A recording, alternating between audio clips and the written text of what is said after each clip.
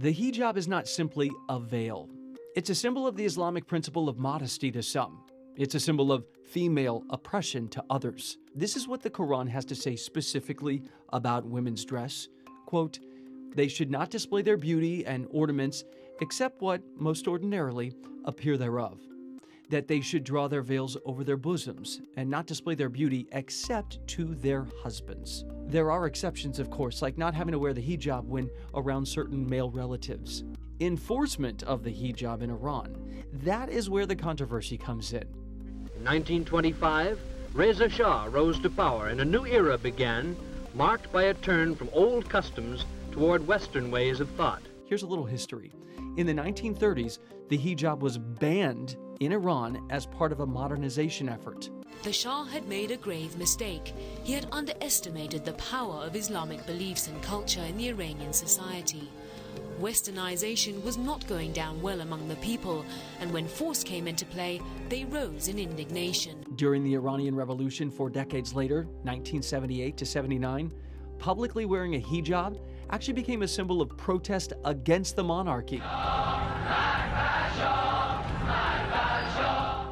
But wearing one was voluntary at that point, not compulsory for protesters. That changed on March 7, 1979, when Ayatollah Khomeini, Iran's revolutionary supreme leader, made the garment mandatory. He called unveiled women naked. The next day, International Women's Day, thousands of women protested in the streets. Khomeini's original hijab mandate was officially put into law in 1983.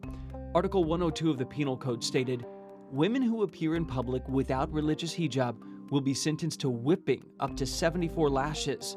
The law was later revamped and added a penalty of imprisonment anywhere from 10 days to 2 months, along with a stiff fine. There have been protests from time to time since 1983, and many women challenged that law in the late 90s during a moderate presidency. They showed their hair and wore Western-style clothing along with the hijab.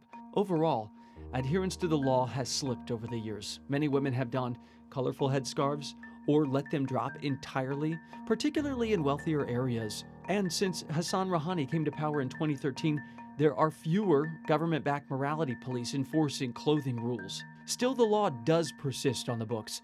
And despite an announcement in December that women without hijabs would not be arrested and instead sent to classes on Islamic values, there have been arrests, followed by more protests, including women taking off their hijabs and waving them on sticks in the air like flags. Social media is also helping the resistance across the country and world.